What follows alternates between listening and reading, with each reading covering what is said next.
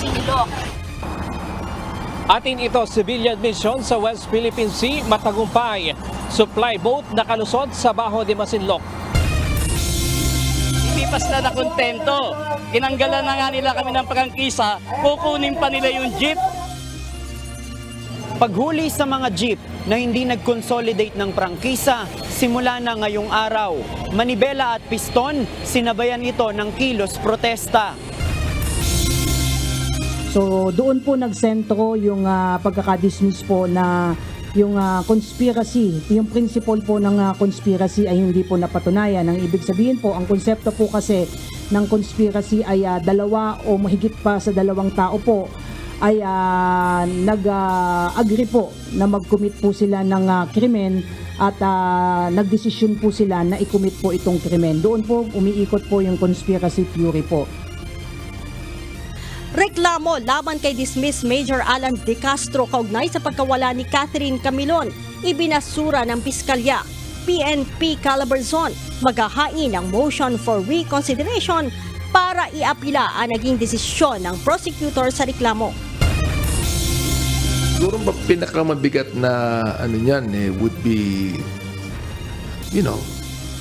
a reprimand or pinakamabigat suspension. Diba? Because he is a member of the House.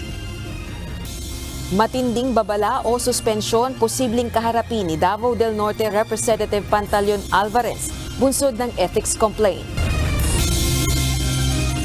Malalakas na pag-ulan inaasahang mararanasan mula Oktubre hanggang Disyembre ngayong taon ayon sa Pag-asa.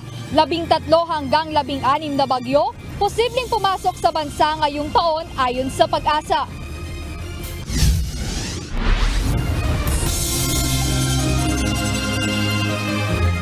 Magandang hapon Pilipinas at sa buong mundo. Una sa ating mga balita. Nanindigan ng mga transport group na Manibela at Piston na bibiyahe pa rin kahit sinimula na ng Land Transportation, Franchising and Regulatory Board o LTFRB ang panghuhuli sa mga unconsolidated jeepney. Ayon sa mga grupo, kapag pinara sila sa daan at hinuli para ma-impound, lalaban na sila at hindi ibibigay ang kanilang mga jeep. Mula sa Quezon City, ito ang balita ni JP Nunez live. JP, natuloy na ba ang simula ng panghuhuli ng LTFRB sa mga unconsolidated na jeepney ngayong araw?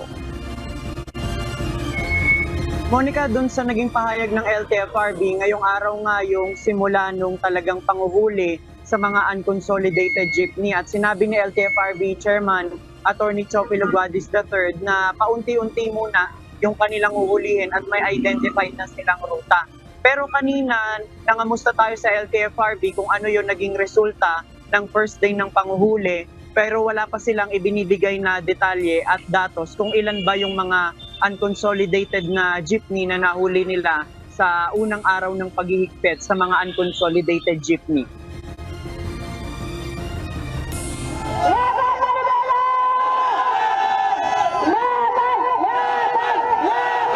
Sanib puwersa kaninang umaga ang mga transport group na Piston at Manibela para magsagawa ng protesta sa harapan ng Central Office ng Land Transportation Franchising and Regulatory Board o LTFRB sa East Avenue, Quezon City.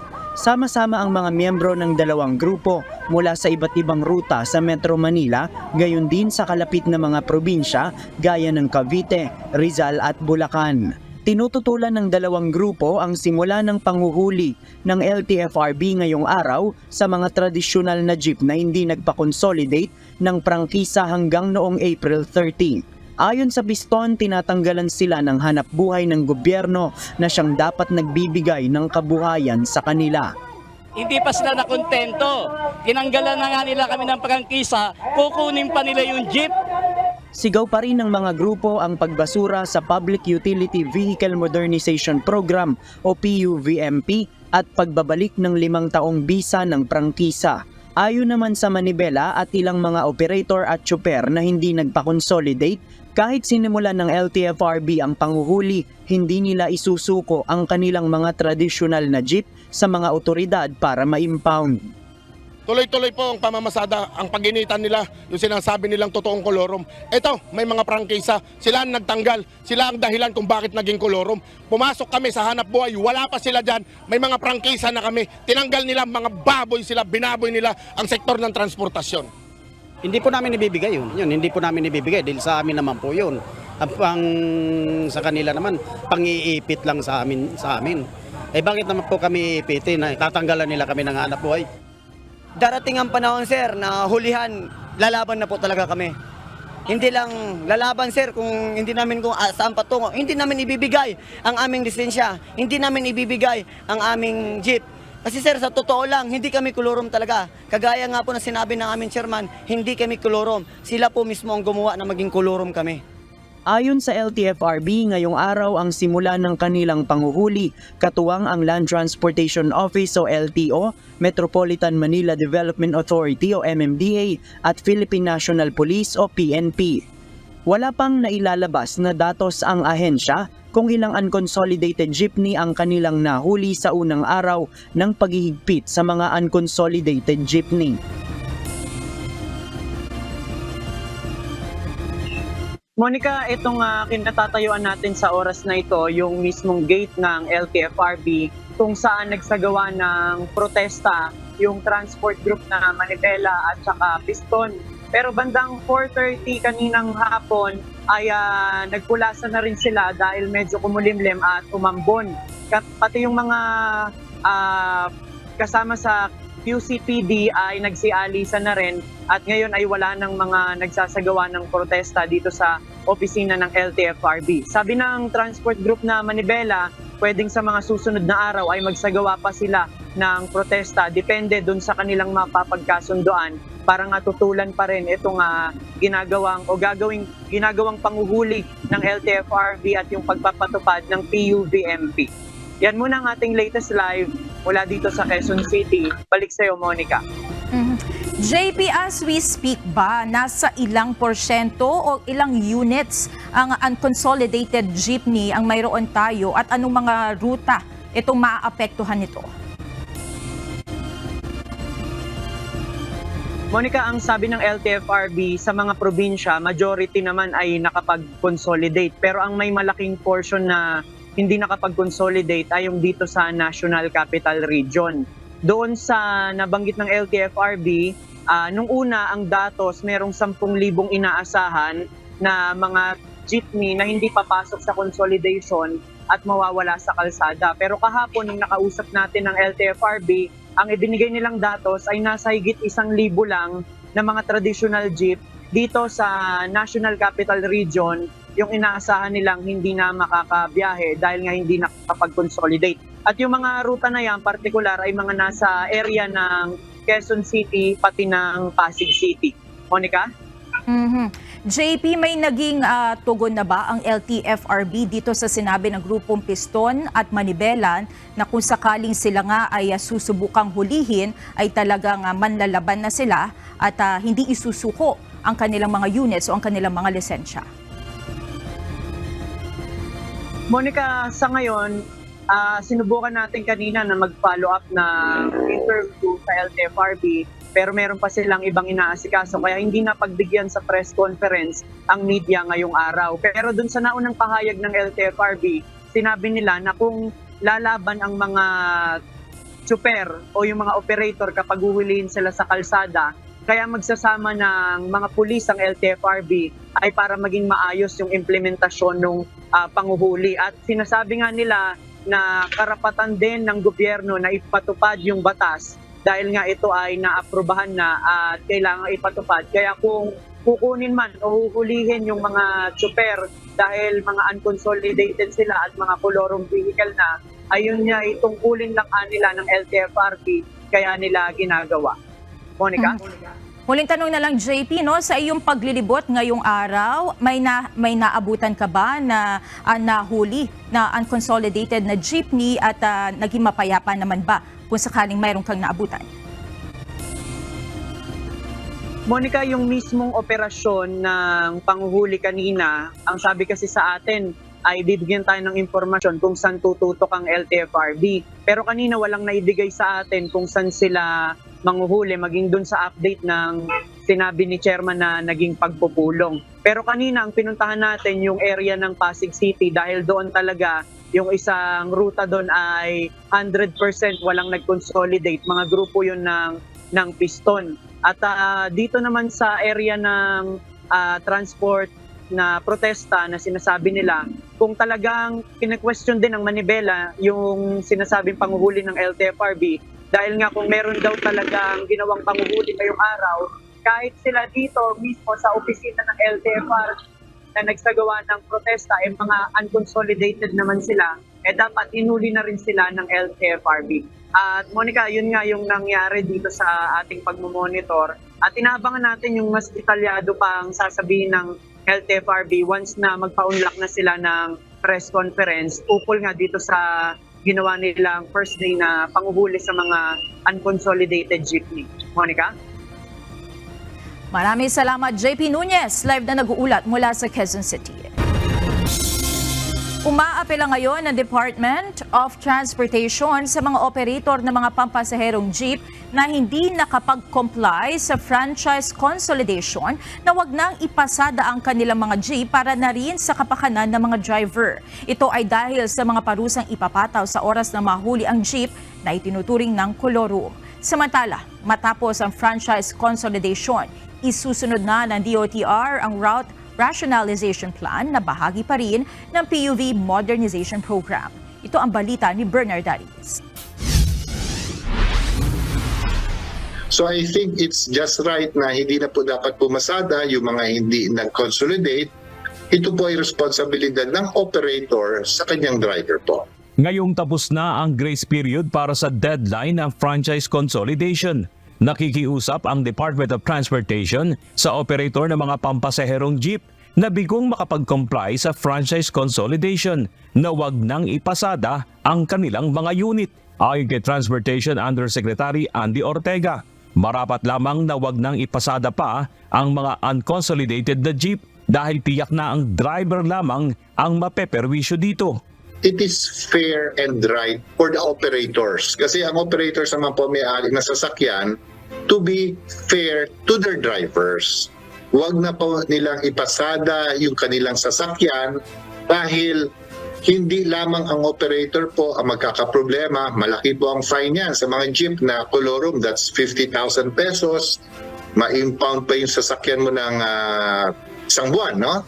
Pero yung driver po mismo na pumapasada sa isang sasakyan na walang karapatan, aabot po ng 1 taon isususpend yung lisensya ng driver.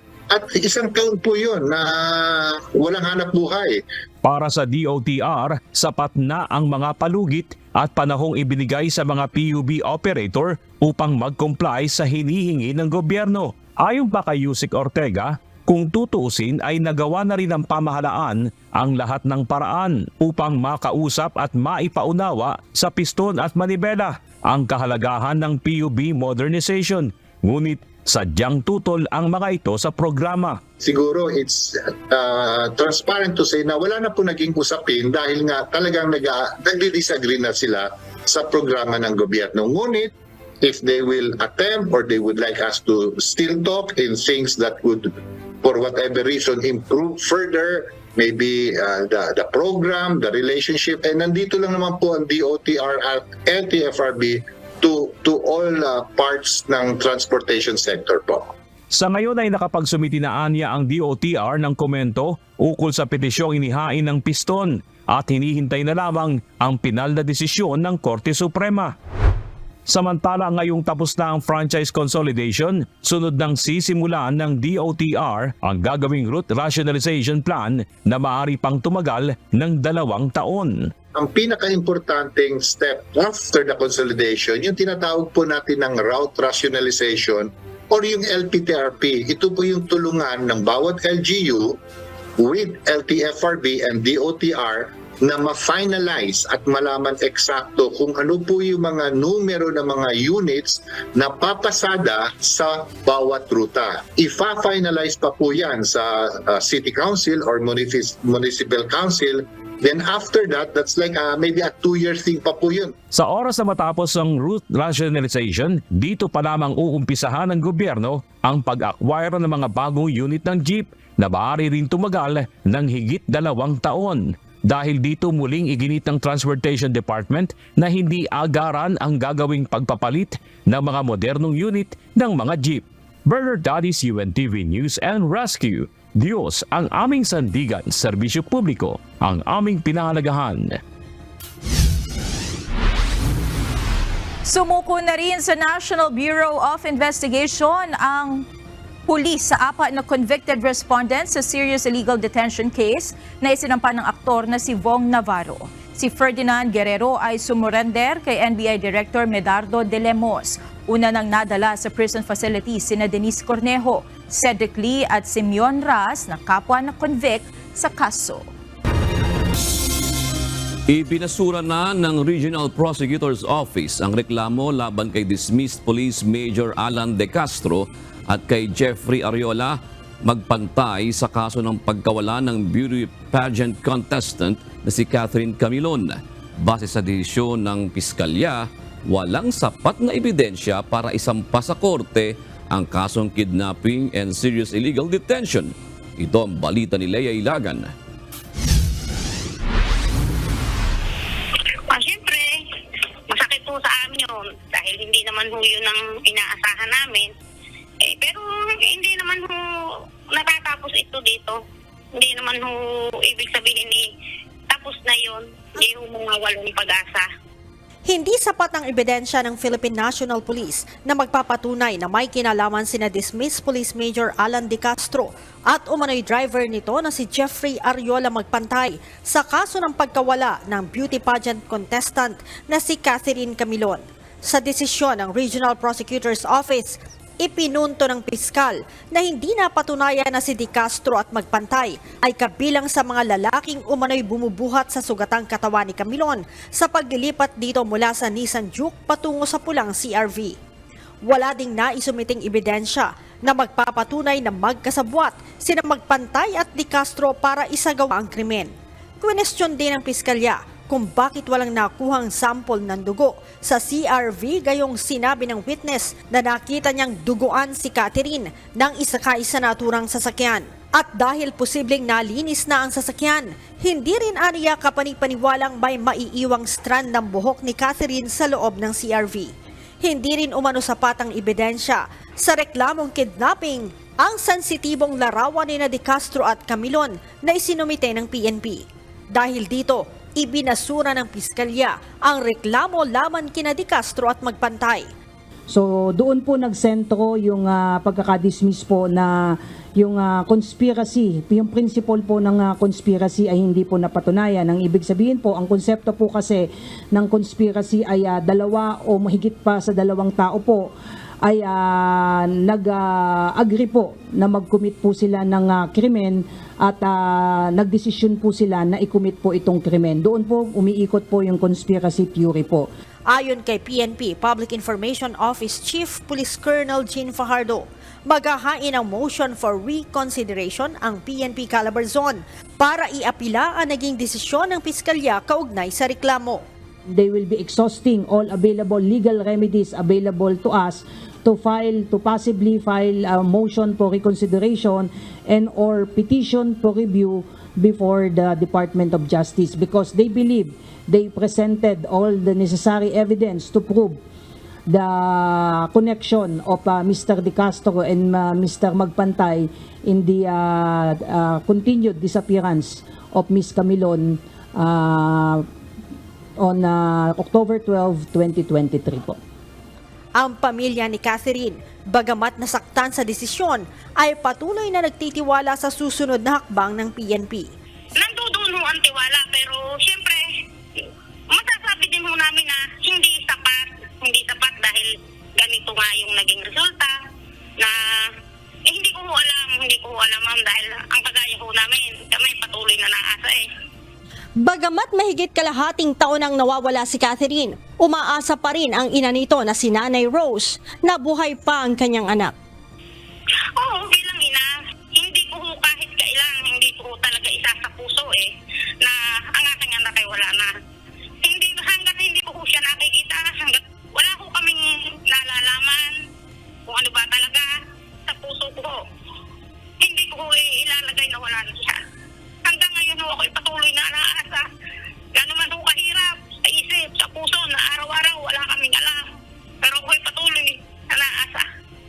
Si Catherine ay huling nakita noong Oktubre sa isang mall sa Lemery, Batangas. Si De Castro naman ay nauna nang inalis sa serbisyo noong Enero dahil sa isyu ng imoralidad. Leia Ilagan, UNTV, News and Rescue. Diyos ang aming sandigan, serbisyo publiko ang aming pinahahalagahan.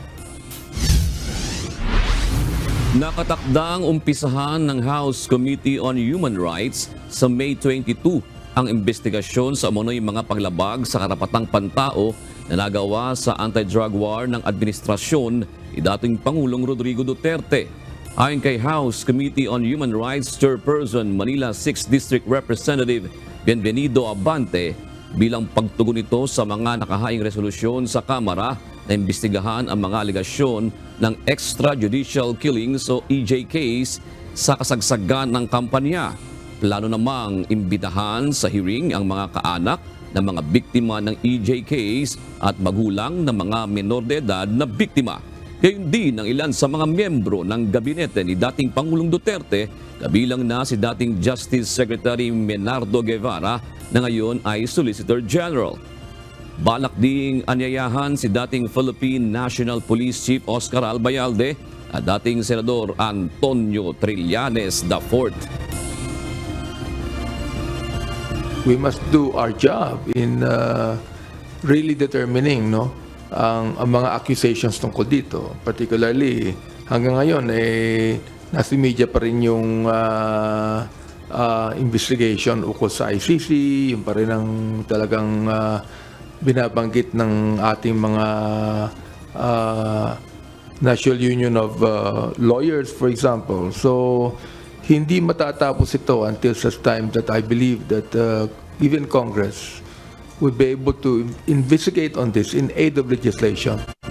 Samantala, wala namang tutol ang House Human Rights Committee Chair sa pagbisita sa Pilipinas ng mga kawani ng International Criminal Court o ICC upang imbestigahan ang mga aligasyon ng human rights violations sa anti-drug war ng Duterte administration.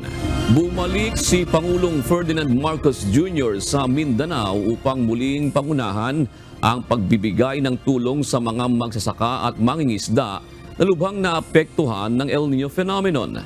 Ipinakita rin ni PBBM ang mga proyekto at programa ng national government sa Mindanao. Ito ang balita ni Nel Maribuhok. Hangad po nito na gawing globally competitive at leading agricultural hub, major industrial tourism, trade center ang buong Region 10. Plano ng administrasyon ni Pangulong Ferdinand Marcos Jr. na gawing agricultural hub ang Northern Mindanao sa ginawang pamamahagi ng financial assistance sa mga naapektuhan ng matinding tagtuyot sa Region 10. Sinabi ng Pangulo na ang pagpapaunlad sa riyon ay nakapaloob sa Northern Mindanao Regional Development Plan ng 2023 hanggang 2028. Bukod dito sa infrastruktura, pagtatayo ng mga tulay at pagsasaayos ng paliparan. Ayon kay PBBM, bibigyan ng karampatang pansin ang pagpapalago ng agrikultura, kaya naman may mga proyekto na ng irigasyon sa riyon. Muli naman tiniyak ni Pangulong Marcos ang patuloy na tulong sa mga naapektuhan ng El Niño at maging sa mga masasalanta ang kanilang mga kabuhayan pagdating naman ng panahon ng tag-ulan. Narito po ang inyong pamahalaan sa lahat ng oras. Sa panahon ng tagtuyot at pagparating ng tag-ulan, handa po kaming umagapay sa inyong lahat.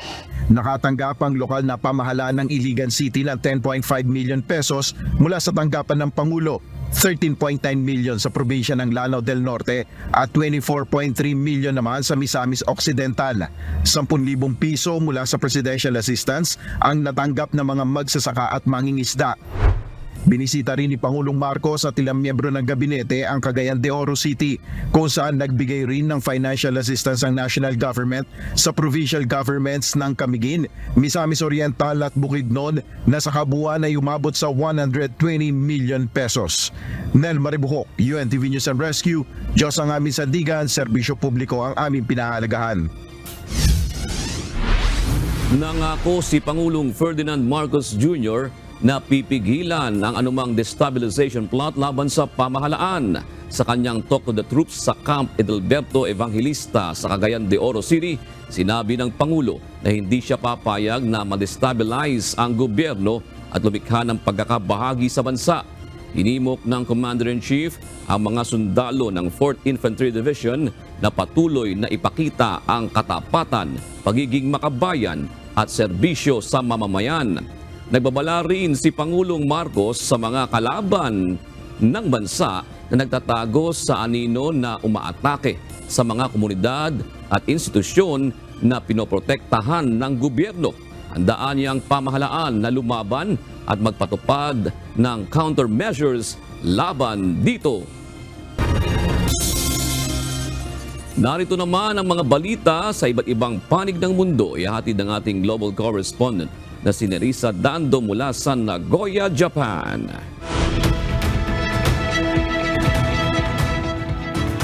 Magandang gabi, Nerissa. Natuloy na ba ang paglalagay ng barrier dyan sa isang bahagi ng sikat na photo spot sa Mount Fuji?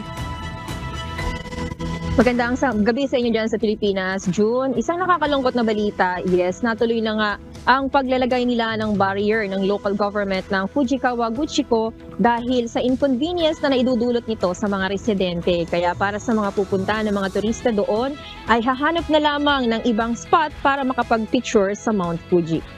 June? Alright, Nerissa, ibigay mo na iba pang mga balita sa iba't ibang panig ng daigdig. Patuloy ang pagdating ng mga turista sa Japan ngayong taon. Katunayan, muling nakapagtala ng mahigit 3 milyong bisita sa bansa sa ikalawang sunod na buwan nitong Abril. Base sa tala ng Japan National Tourism Organization, umabot sa 3.04 milyon ang tourist arrival noong Abril na bahagyang mababa lamang sa 3.08 milyon noong Marso. Ngunit bagamat nakatutulong ito sa pagbangon ng ekonomiya ng bansa, pinagmumulan din ito ng mga reklamo mula sa locals dahil sa dinudulot na kalat, traffic at polusyon. Sa katunayan, ang pagdagsa ng mga turista sa Mount Fuji ang naging dahilan para maglagay ng barrier sa isang bahagi nito na isa pa namang popular photo spot. Nasa Beijing na si Russian President Vladimir Putin para sa kanyang state visit sa Republic of China. Ito ang kanyang unang international visit mula nang muling manalo at ma-re-elect bilang Pangulo ng Russia. Ang pagbisitang ito ni Putin sa kanyang Chinese counterpart ay senyales ng lumalalim na ugnayan ng dalawang bansa na binabatikos dahil sa kanyang mga desisyon at aksyon laban sa ibang bansa. Ang pulong sa Beijing ay pang-4 na beses na pag-uusap ni Putin at Xi ng harapan mula ng ilunsad ng Russia ang pagsalakay nito sa Ukraine noong February 2022. Nagpahayag ng pagkadismaya ang Defense Minister ng Israel sa kabiguan ng pamahalaan na tugunan ang mga tanong kaugnay sa post-war plan sa Gaza. Ayon kay Yoav Gallant, ilang beses na niyang inusisa ito sa gabinete ngunit hindi siya nakakakuha ng tugon. Bunsod nito, hinimok niya si Prime Minister Benjamin Netanyahu na ihayag sa publiko na walang plano ang Israel na sakupin o i-take over ang civilian at military rule sa Palestinian territory. Ang hakbang na ito ni Gallant ay isa sa mga pambihirang pagkakataon na nagpapakita ng pagkakabahagi ng war cabinet sa tinatahak na direksyon ng military campaign sa giyera kontra Hamas. At yan ang mga balita mula sa iba't ibang panig ng mundo. Mula dito sa Nagoya, Japan, ako si Nerissa Dando. Magandang gabi. Matagumpay ang isinagawang civilian mission ng atin ito coalition matapos makalusot ang kanilang advance party na nakapasok sa Baho de Masinloc at nakapamahagi ng ayuda sa mga mangingisda. Sa kabila yan ng pagbuntot sa kanila ng barko ng Chinese Navy. Hindi naman nagpumilit pa ang main contingent na makapasok sa Baho de Masinloc dahil sa panganib ng presensya ng Chinese vessels sa lugar. Ito ang balita ni Ryan Lacanlane.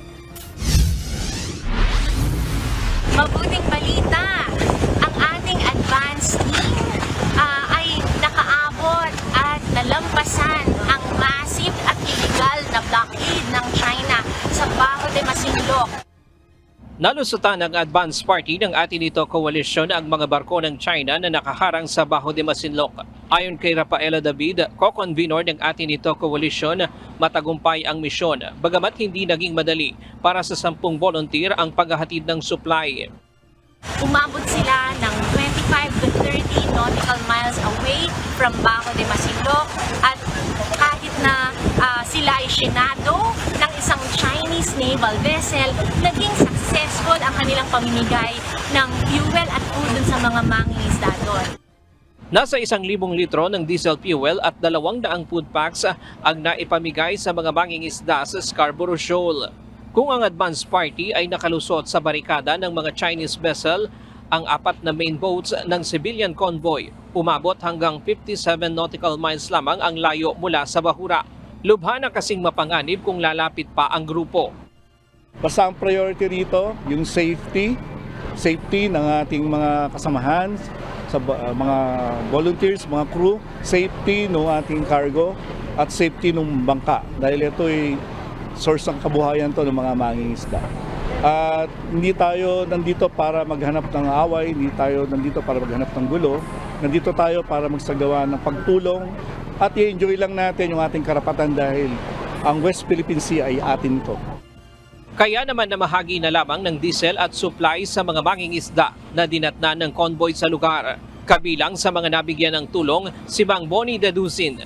Mangingisda lamang sana siya sa Bajo de Masinloc pero hindi na ito nakapasok. Hinarangan na umano sila ng kumpulan ng mga Chinese vessel sa lugar. Pupunta sana po kami sa Scarborough, inarangan po kami sa Scarborough po, hindi pwede may papasukin doon po. Ang dami po ng doon po, ng barko po. Bumabilang po, kaya nakapaligid na po sila eh. Ngayon ka lang nakakita ng ganong kadami? Apo. Nagawa naman ng grupo ang 3 pangunahing layunin ng misyon. Una, ang pagsasagawa ng regata, ang makapag-convoy o magparada sa sariling exclusive economic zone. Ikalawa, ang paglalagay ng symbolic marker. Sa layong 40 nautical miles mula sa Masinloc, Zambales, inihulog sa bahaging ito ng karagatan ang mga boyang ito. Tanda na ito ay bahagi ng exclusive economic zone ng ating bansa. At ikatlo, ang magbigay ng tulong sa ating mga kababayang mangingisda.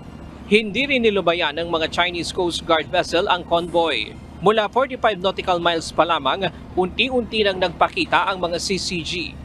3 ang bumuntot sa convoy hanggang tumigil sa gitna ng karagatan na sakop na ng Bajo de Masinloc. Kinaumagahan, ipinakita ng mga mangingisda kung paano sila nanghuhuli ng isda sa mga payaw gamit ang lambat. Pagkatapos ay muling namigay ng ayuda at saka nagsimula ng maglayag pabalik sa Subic, Zambales.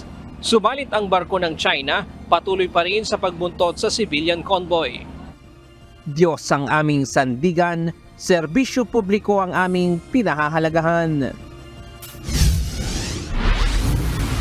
Binisita ng ilang senador at opisyal ng gobyerno ang Pag-asa Island para sa pagpapatayo ng infrastruktura at iba pang kailangan sa isla.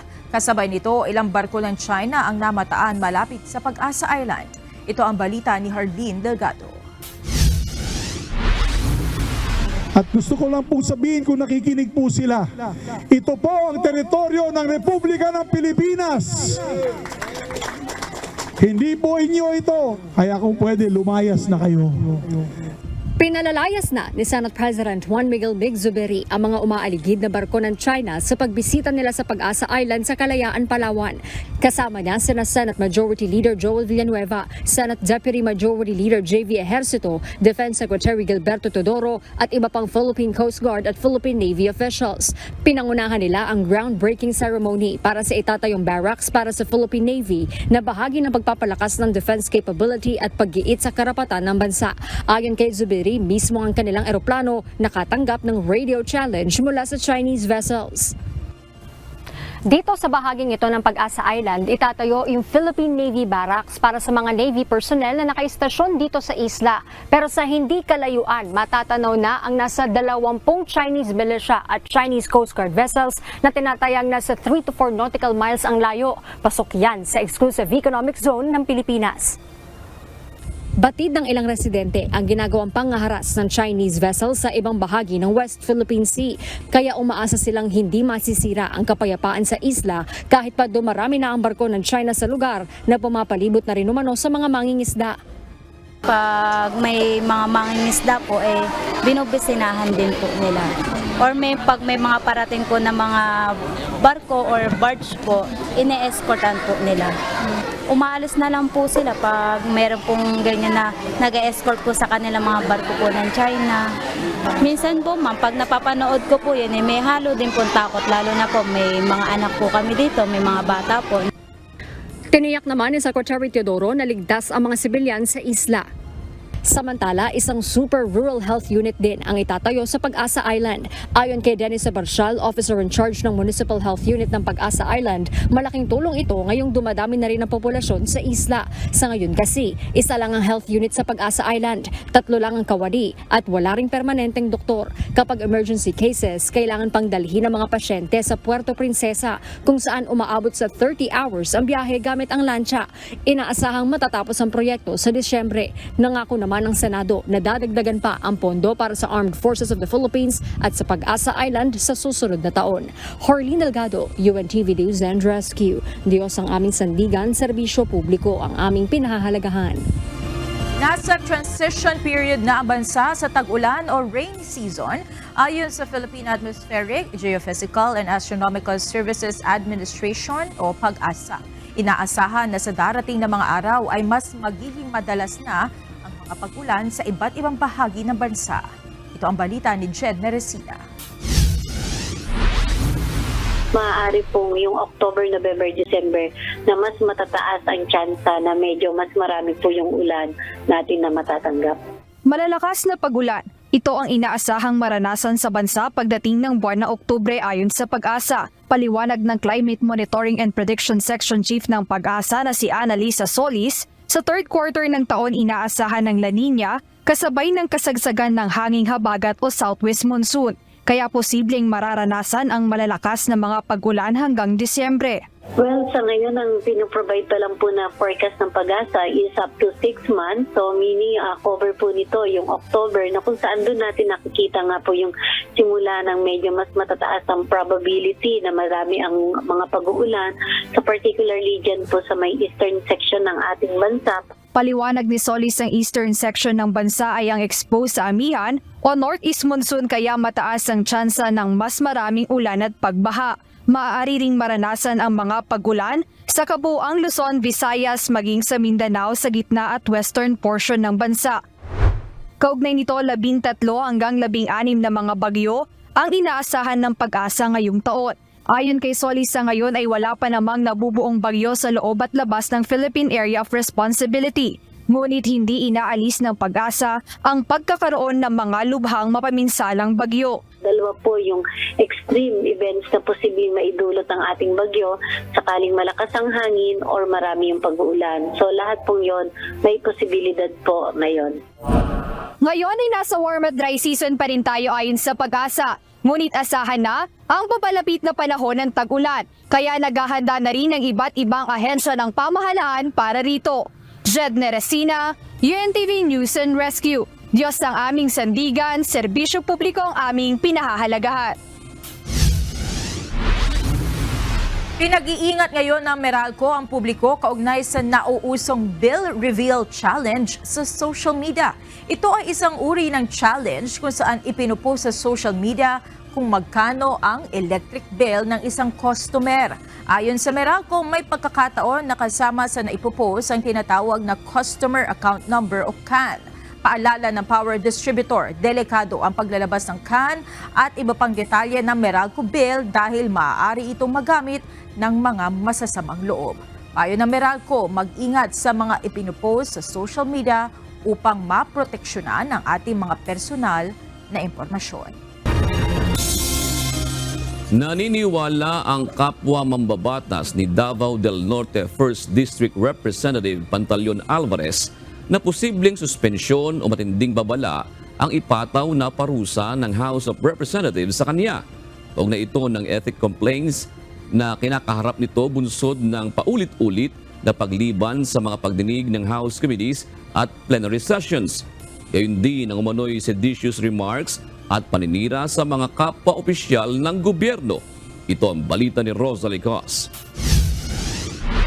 Siguro pinakamabigat na niyan would be, reprimand or pinakamabigat suspension, di ba? Because he is a member of the bench of the House. See? Naniniwala si Manila 6th District Representative Benny Abante na matinding babala o suspensyon bilang kongresista ang posibleng kaharaping parusa ni Davao del Norte 1st District Representative Pantaleon Alvarez. Kaugnay ito ng ethics complaint na inihain ni Tagum City Mayor Ray Uy laban sa Davao del Norte congressman. Kabilang na dito ang umano'y paninirang puri sa mga kapwa-opisyal ng pamahalaan sa Davao del Norte at ang seditious remarks nito, partikular na sa isang rally sa Tagum City, Davao del Norte kung saan hikayat ang Armed Forces of the Philippines na bawiin ang suporta kay Pangulong Ferdinand Marcos Jr. dahil sa polisiya nito sa West Philippine Sea. Dumalo sa pagdinig ng House Committee on Ethics si Alvarez, gayon din ang complainant na si Tagum City Mayor Uy. Para sa alkalde, pagpapatalsik sa Kamara ang dapat parusa kay Congressman Alvarez. Marami siyang pinagsasabi na to me, and becoming a public official. Tayong mga public official should have that high respect. Even to those barangay kagawad, those purok officials. Hindi yung tumatago tayo sa freedom of speech. Para naman kay Representative Abante na miyembro ng House Ethics Committee, matindi ang ginawa ni Alvarez na paghikayat sa hukbong sandatahan ng Pilipinas na alisin ang suporta sa pamahalaan. Ganito rin ang paniniwala ni Lanao del Sur 1st District Representative Sia Alonto Adyong. There's nothing wrong in actually going against government policies. Pero yung tinatawag nating withdrawing support from the administration, I would even think that would be for a public servant to say that. Sa akin, that will even go to the borders of unconstitutionality, di ba? So talagang mabigat tong usapin na ito. Kaya it's a wake up call to all of us na you are entitled naman to say your piece on certain matters, but to publicly provoke a certain institution to withdraw its support from a democratically elected administration, halimbawa government, that is something that borders legal concerns. Umaasa naman ang Makabayan Bloc lawmaker, Kabataan Party List Representative Raul Manuel na nakabatay sa panuntunan ng House of Representatives ang magiging desisyon ng House panel. Kung ano man yung magiging desisyon, nakabatay dun sa din ang mga current na rules ng House at nakabatay talaga yun sa bigat din kung meron ngang nagawang pagkakamali.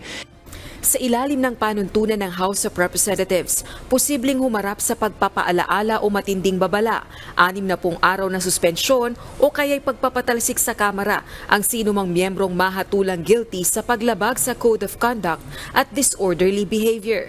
Rosa Licoz, UNTV News and Rescue. Diyos ang aming sandigan, serbisyo publiko ang aming pinahahalagahan. Hindi na nagpakita sa Police Regional Office Bangsamoro Autonomous Region ang 2 pulis na sangkot sa pagkamatay ni Police Captain Roland Moralde. Ayon kay PNP Public Information Office Chief Police Colonel Gene Fajardo, binaliwala ng 2 ang return to work order na inisyu ng PNP para maisailalim sila sa restrictive custody. Ito ang balita ni Leia Ilagan. Effective today po, yung 2 police responses have already been declared as AWOL po.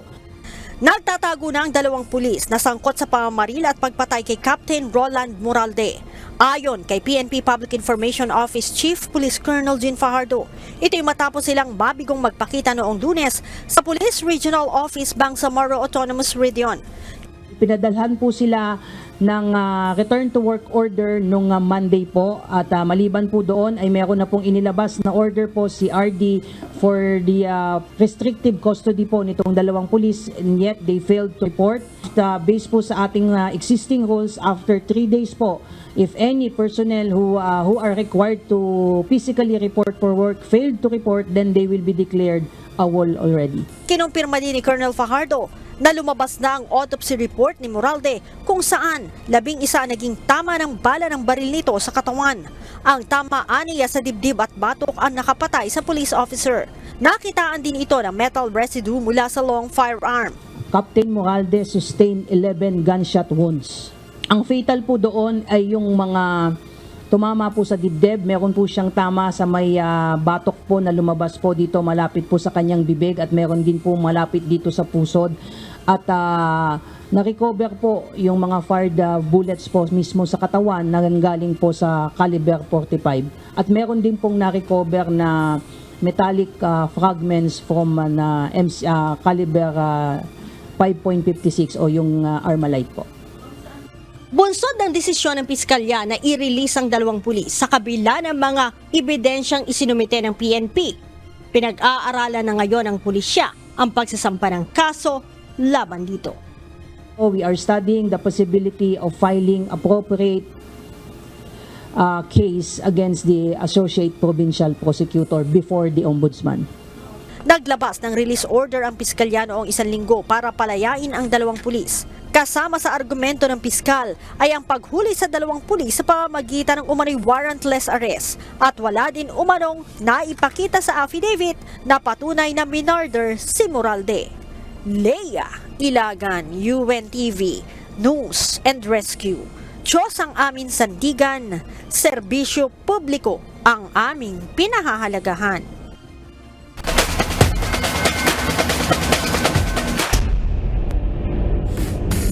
Umakyat sa ika-4 na pwesto ang COMELEC suffragettes matapos talunin na Senate Lady Defenders. Tuloy-tuloy naman ang mainit na winning momentum ng BFP Lady Firefighters na ngayon ay nasa 7th straight win na. Habang maagang tinapos ng AFP Lady Gunner ang kanilang game kontra SSS Pension Protectors. Ito ang balita ni Harry Ilaga.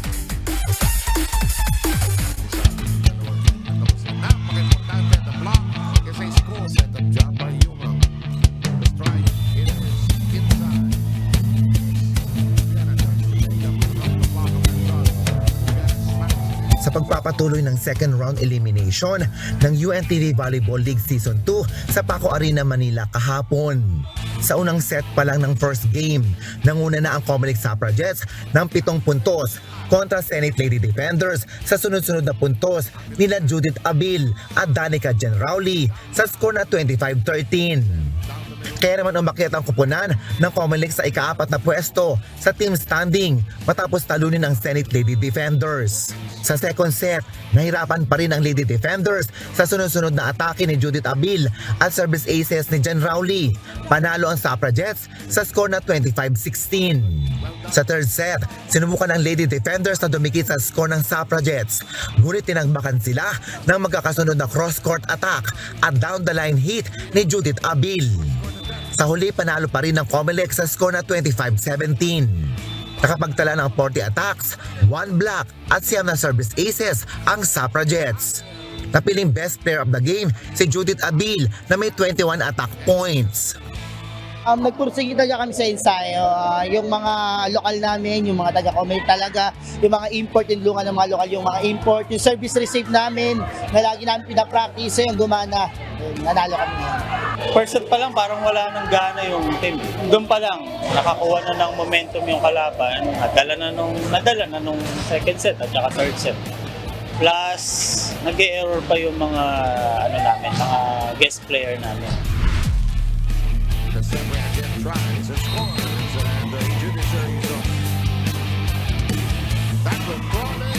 Sa second game, nakapagtala na ng 7 straight wins ang BFP Lady Firefighters matapos matalo ang kupunan ng Judiciary Justice Servers. Nagpakawala ng sunod-sunod atake sina AJ Mamangon, Angeli Bentic at Gang Avellana sa first set. Sa second set at third set, sinubukang makabawi ng Justice servers sa tulong ng combination play at down the line hit at service aces ni Pesebre at Tubog. Ngunit nabigo ang mga itong may panalo ang laban. Nakuha ng Lady Firefighters ang panalo sa tatlong magkakasunod na set sa score na 25-22, 25-22 at 25-20. Best player si AJ Mamangon ng Lady Firefighters na nakapagtala ng 8 attacks at 2 service aces. Nasa ikatlong spot pa rin ang Lady Firefighters na may 7 panalo at 3 talo. Nasa ikapitong rank naman ang Justice Servers na may 3 wins, 6 losses.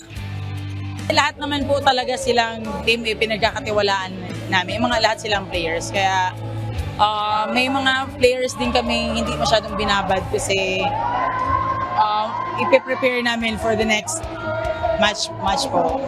Medyo kinulang kami sa depensa, parang ang bilis mapagod ng mga players ko, tsaka nagtitinginan ayaw sundan yung bola. Tsaka talagang wala yung communication ng team, kaya nawawala yung depensa namin.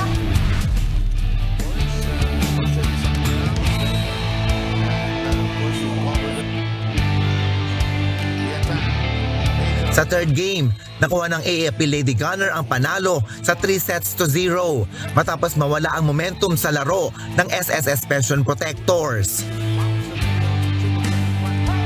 Sa umpisa pa lang ng unang set, nagpakawala na agad ng sunod-sunod na atake si Ayari Yonko at Cheryl Jackie ng Lady Gunner sa Pension Protectors.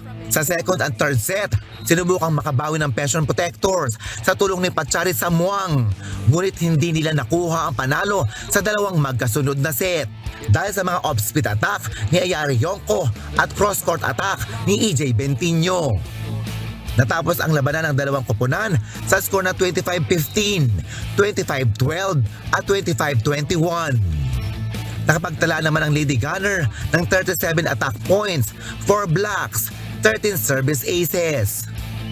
Napiling best player of the game si Ayari Yonko na may 17 attacks, 3 blocks at 2 aces. Nasa ikalawang spot pa din ang Lady Gunner na may 7 wins at 2 losses. Nasa ika-6 naman sa team standing ang Pension Protectors na may 3 wins at 6 losses. Galing kami sa pagkatalo. Yun nga sabi ko nga sa kanila, normal na yung talo kasi lahat naman nag-i-aim na matalo yung AFP. Pero doon sa pagkatalo namin, marami kami natutunan. Lumaban naman sila kaso parang too late na. Parang naka-adapt sila doon sa sistema ng AFP nung third set na. Parang nasayangan ako doon sa first 2 sets na parang bigay. Parang hindi sila gumagalaw, sira yung depensa nila, daming errors. Halos kalahati yata ng score ng AFP, score ng errors ng SSS. Samantala, abangan sa susunod na bakbakan sa Liga ng Public Servants sa Win in Sports, Win for Charity sa darating na linggo, May 19, 2024 sa Paco Arena, Manila. Magtutuos ang DFA Emissaries versus BFP Lady Firefighters sa first game, alas 12 ng tanghali. Susunod naman ito ng paghaharap ng AAP Lady Gunner laban sa Comelec Suffragettes alas 2 ng hapon. Habang Senate Lady Defenders at PNP Lady Patrollers naman ang maglalaban sa third game alas 4 ng hapon. Live itong mapapanood sa social media account ng UNTV News and Rescue at UNTV Sports. Hari Ilagan, UNTV, News and Rescue, Diyos ang aming sandigan, serbisyo publiko ang aming pinahahalagahan.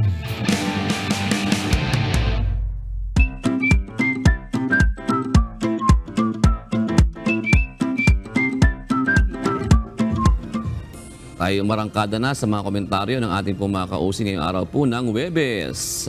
Hinggil po sa PUV modernization, sabi po ni Judith Salud Reyes, pailalim sa namamahala dito at sumunod. Mahalaga ang pagsunod para sa kapayapaan. Pero hindi mo kasi mapsisisi yung mga driver pag magugutom na sila. Diba? Yun po yan. Sabi naman ni Confused, beach vacation, ituturing na kolorum kayo sir dahil hindi kayo sumunod sa batas. Ang haba na ng panahon na binigay sa inyo para mag-consolidate kaso binabaliwala lamang ninyo. Salamat po at shoutout kina Arman, ano po yan? Berza, Alma Lucinada at si Evelyn Pedronan. Gayon din kay Pepito Draculan, Toto Baroga at Aurelio Haber. Maraming salamat po sa pagtutok. Narito po ang salita ng Diyos na ating sandigan mula sa aklat ng Ecclesiastes 12 at 14 na nagsasabi, sapagkat dadalhin ng Diyos ang bawat gawa sa kahatulan, pati ng bawat kubling bagay, maging ito'y mabuti o maging ito'y masama.